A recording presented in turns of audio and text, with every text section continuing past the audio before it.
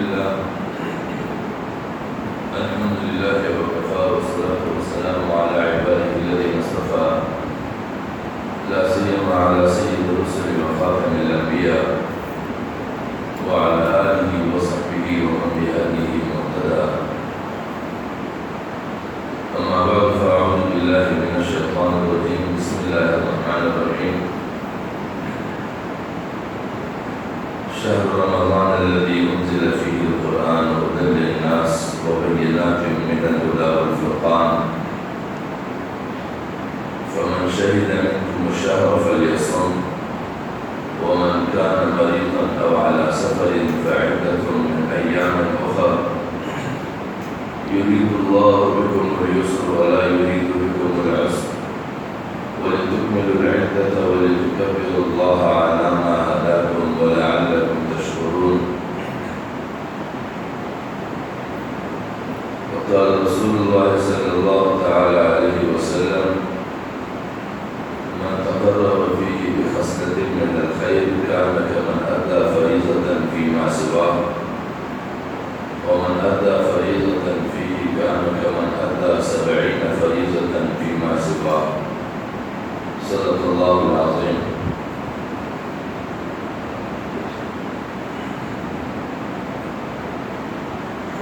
عزیزان گرامی، میرے محترم بھائی اور دوستوں،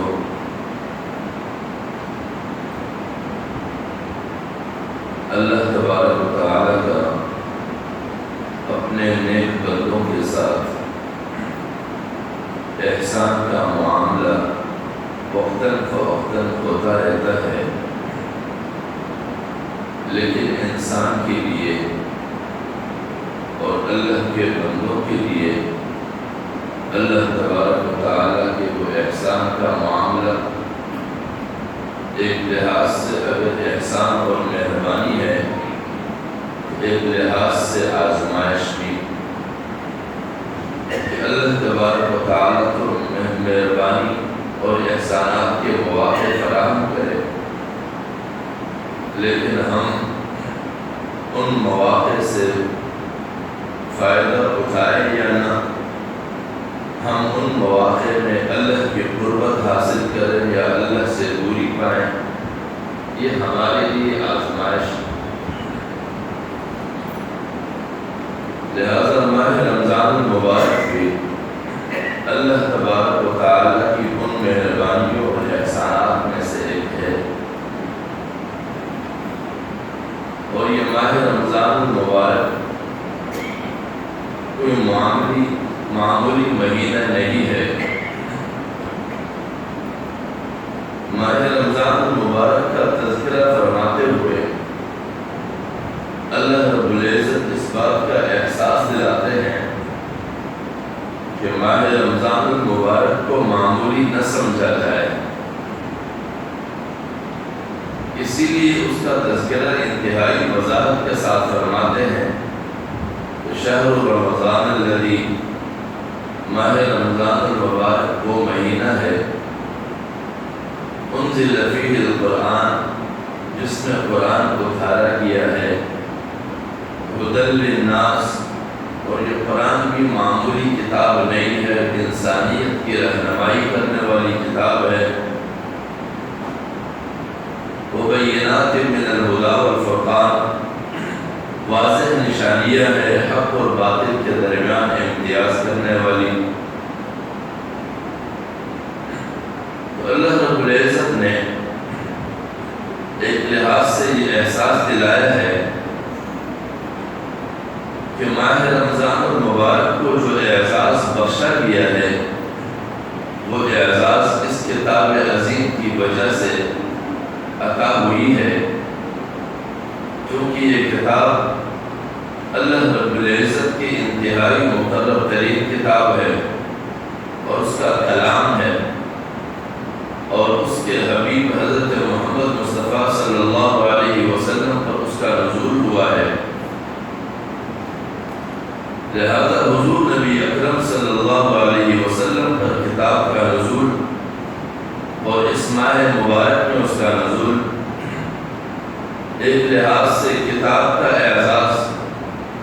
اور دوسرے لحاظ سے اس مہینے کا کتاب کے ساتھ متعلق ہونے کا اعزاز، تو یہ واضح کرنا چاہتے ہیں کہ قرآن مجید کی وجہ سے جو اس ماہ مبارک کو اعزاز ملا ہے، اس اعزاز کو اپنے لیے ذریعہ منفعت اور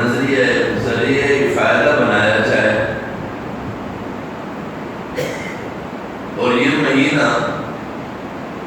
در حقیقت اللہ کے مہربانیوں کا مہینہ ہے۔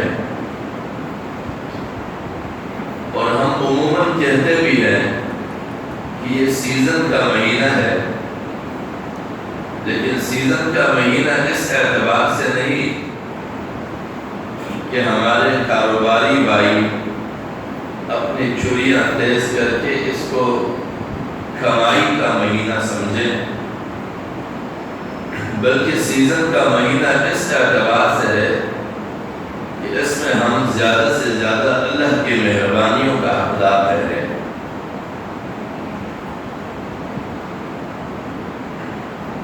سیزن کا مہینہ بلا شبہ ہے، لیکن ہم سے غلط فہمی یہ ہوئی ہے کہ ہم نے اس کو کاروبار کی سیزن کا مہینہ سمجھا ہے، جبکہ یہ کاروبار کا نہیں بلکہ اللہ کی قربت پانے کے حوالے سے سیزن کا مہینہ ہے۔ دوسری بات یہ کہ جب یہ اللہ سے قربت پانے کا مہینہ ہے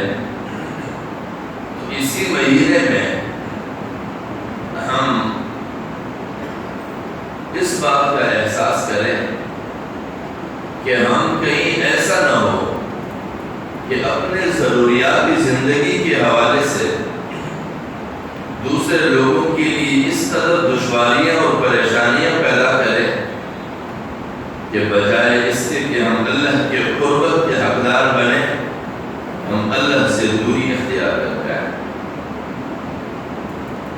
لہذا اللہ تبارک و تعالی ابتداء آیت میں ہمیں اسی جانب متوجہ کرنا چاہتے ہیں کہ یہ اللہ کی رضامندی حاصل کرنے کا مہینہ ہے۔ اس کا مقصد یہ بھی ہوگا کہ اس مہینے میں قرآن کے نزول کا احساس کیا جائے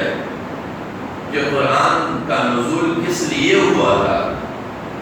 کس مقصد کے لیے کیا گیا تھا۔ آیا قرآن مجید کا نزول اس لیے ہوا تھا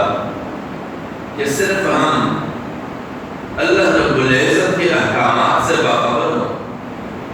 ان کے قوانین اور ضابطوں سے خبر پائیں، اور پھر ایک دوسرے کو اللہ کے ضابطے اور قوانین صرف اس لیے سناتے رہیں کہ دنیا میں ایک مالک حقیقی ہے اور اس نے یہ ضابطے مقرر کیے ہیں، تم بھی جانو میں بھی جانتا ہوں، صرف یاد رکھنے ہیں، جس طرح ہمارے معذرت کے ساتھ وکلاء قانون کو یاد کرتے ہیں اور پھر ان قوانین کے مطابق کبھی انصاف نہیں دلاتے ہیں۔ جج حضرات قوانین کو سمجھتے ہیں، قانون کو سیکھتے ہیں، لیکن ان قوانین کی بنیاد پر انصاف نہیں، ایک روزگار اسکیم بنایا ہوا ہے کہ جج بھی روزگار اسکیم سے مستفید ہو رہے ہیں، وکلاء بھی اس روزگار اسکیم سے مستفید ہو رہے ہیں، ان کا ایک روزگار لگا ہوا ہے، لیکن اس عدالتی نظام سے لوگوں کو کبھی انصاف فراہم نہیں ہو سکا۔ اور اس کی واضح مثال یہ کہ ہمارے یہاں اسی ملک میں ایسا آدمی بھی ہے کہ جس کے کیس کو چلتے ہوئے 100 سال پورے ہوئے، قیام پاکستان سے پہلے اس کا کیس چلتا رہا، اور آج سے چند سال پہلے اس کے 100 سال پورے ہوئے،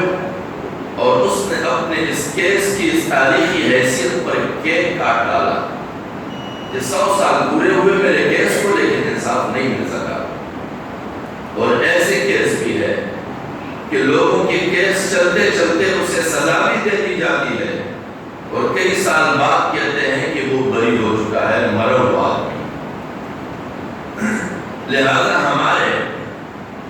قرآن سمجھی اور قرآن فہمی کا یہ حال ہو گیا ہے کہ ہم یہ سمجھتے ہیں کہ قرآن اللہ کا کتاب ہے اور اس میں ہماری زندگی گزارنے کے قوانین ہے، اور ہم نے فلاں فلاں معاملے قرآن کے ان قوانین کے تحت کرنے ہیں، لیکن کرنے کی نوبت کب آئے گی اس کا کوئی پتہ نہیں۔ ہم مومن ہیں، لیکن مومن ہونے کی ذمہ داریاں کب نبھائیں گے اللہ تعالیٰ، اور ہم اس قرآن کے تامنے والے ہیں، اس قرآن پر ایمان رکھنے والے ہیں۔ اس قرآن کو ہم نے کہاں تک اپنی زندگی میں جگہ دی ہے اللہ جانے، ہمیں اس کا علم اب تک نہیں ہے۔ لہذا قرآن کے بارے میں بھی اس ماہ رمضان میں ہمیں یہ احساس لائق ہونی چاہیے کہ قرآن ایک نظام حیات ہے۔ یہ اس لیے نہیں ہے کہ علماء حضرات اسے روزگار اسکیم بنائیں اور عوام اسے بابرکت کتاب سمجھ کر کبھی چادر میں لٹکا کے اس کے نیچے سے نکلے، کبھی میت ہو تو اسے اٹھا کر چند لمحے پڑھے، یا پھر صرف کہیں نظر آئے تو اٹھا کے اسے چوم لے اور پھر رکھے، یا پھر گھروں میں اونچی جگہ دے تاکہ بچے نہ پہنچے، نہ کوئی اور پہنچے اس کو، اور اس کے اوپر کئی سارے کپڑے چڑھا کے رکھا جائے تاکہ دھول مٹی اس کے اوپر جمع ہو، اس کو نہ لگے۔ باقی ضرورت اس کی کب پڑتی ہے میں آج تک نہیں سمجھ سکا ہوں۔ لہذا ہم اس کو اپنے عدالتی نظام کے طرح کتاب نہ بنائیں، بلکہ اس زندہ کتاب سمجھ کر اس کتاب کو ہم یوں تامیں جیسے کہ ایک بے خبر راہ کا بچہ اپنے رہنما کی انگلی پکڑ کے چلتا ہے، یوں ہم قرآن کو پکڑے اور قرآن کے ساتھ ساتھ چلتے رہے تو ہماری زندگیاں کامیاب زندگیاں بنیں گی۔ اور پھر اللہ رب العزت فرماتے ہیں فَمَنْ شَهِدَ مِنْكُمُ الشَّهْرَ فَلْيَصُمْ، کہ اس مہینے میں جو بھی اس ماہ کے روزوں کو پائے اسے چاہیے کہ روزے رکھے۔ وَمَنْ كَانَ مَرِيضًا أَوْ عَلَى سَفَرٍ فَعِدَّةٌ مِنْ أَيَّامٍ أُخَرَ، یہ اسی قرآن کے قوانین ہے، یہ ضابطہ ہے کہ اگر تم میں سے کوئی بیمار ہے تو پھر اسے چاہیے کہ بعد میں روزے رکھے۔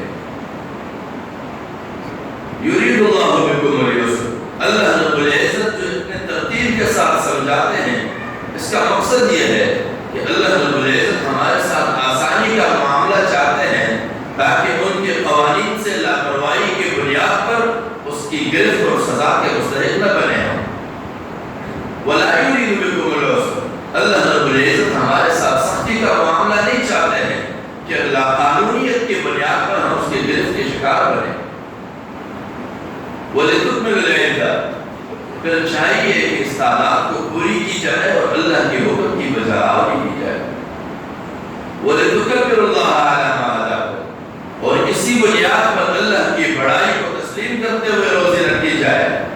عادت کی بنیاد پر نہیں کہ ہم روزے رکھیں اور ساری برائیاں کریں، حکم کی تکمیل کی بنیاد پر۔ وَلِتُكَبِّرُ اللَّهَ عَلَى مَا هَدَاكُمْ، اس لیے بڑائی بیان ہو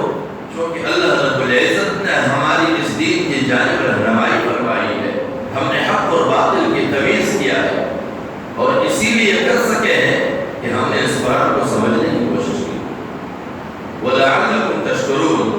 جب ہم روزے رکھیں گے، اللہ کی بڑائی کو تسلیم کریں گے تو پھر ہمیں شکر گزاری کا موقع بھی ملے گا، لیکن اگر ہم اس پچھلے پروسیس سے نہیں گزریں گے تو ہم شکر گزار بھی نہیں بن سکیں گے۔ اور جب ہم اللہ کے اس قانون کو حقیقی معنوں میں سمجھنے کی کوشش نہیں کریں گے اور اس سے الہی ہدایات نہیں لیں گے تو پھر اللہ رب العزت ہمیں اس بنیادی شعور سے بھی محروم کر دے گا، جس شعور کو اللہ رب العزت نے مومن کے لیے بصیرت کے نام سے متعارف کرایا ہے۔ بصیرت کے نام سے، بصیرت کے معنی لوگ آنکھ کی نگاہ کو بھی کرتے ہیں، لیکن آنکھ کی نگاہ کو بصیرت نہیں کہا جاتا ہے، آنکھ کی نگاہ کو بصارت کہا جاتا ہے۔ بصیرت اس عقلی نگاہ کو کہا جاتا ہے جو اللہ رب العزت کی قرب حاصل کرنے کے بعد اللہ کی جانب سے ملتا ہے۔ لیکن جب ہم قرآن کو صرف ایک رواجی بنیادوں پر اپنے آپ میں تھامیں گے، اپنے ہاتھ میں، اپنے گھروں میں رکھیں گے، کیونکہ نسل در نسل ہم قرآن کے احترام کرتے آئے ہیں، اس لیے فقط احترام کرتے ہوئے چلے آئیں گے، تو پھر ہم اس بصیرت سے محروم رہیں گے۔ ہم بحیثیت امت مسلمہ بھی محروم رہیں گے، اور اس امت مسلمہ کے علماء کی حیثیت سے وہ علماء بھی اس بصیرت سے محروم رہیں گے۔ اور جب ہم دونوں طبقہ اس بصیرت سے محروم رہیں گے تو کیا ہوگا؟ یہی حالت ہوگی جو اس وقت ہمارے اس ملک میں ہے۔ کرونا کے نام پہ کیا کچھ نہیں کیا جا رہا ہے۔ ملک کو 5 ریاستوں میں تقسیم کر دیا گیا ہے۔ ملک کی پالیسی وفاقی حکومت طے کرتی ہے، لیکن ہمارے یہاں جب بھی اس طرح کے کوئی معاملات آتے ہیں تو ان معاملات کو بھی روزگار اسکیم بنا دیا جاتا ہے۔ ہمارے صوبائی حکومت نے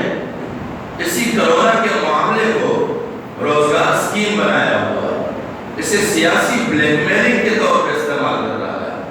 جس طرح کے ایک زمانے میں شہر میں MQs اپنے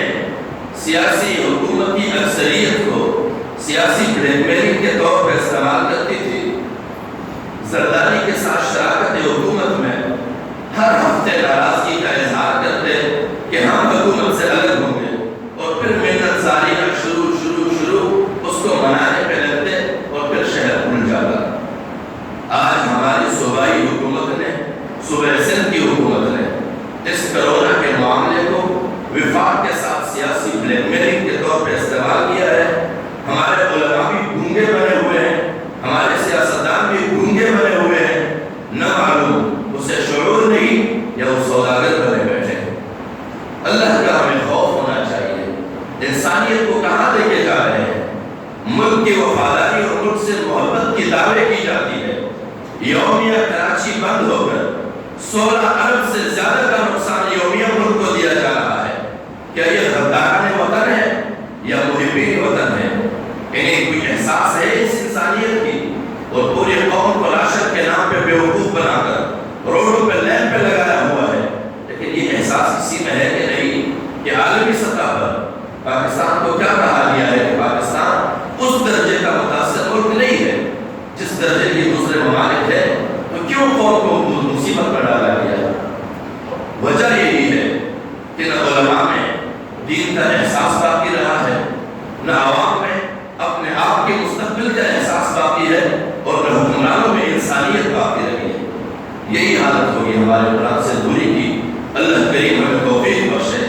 کہ ہم انسانیت کی مجبوریوں کو سیاسی بلیک میلنگ یا اپنے جرائم کی کیسز کو معافی کا ذریعہ نہ بنوائیں، بلکہ ہم اپنے آپ کو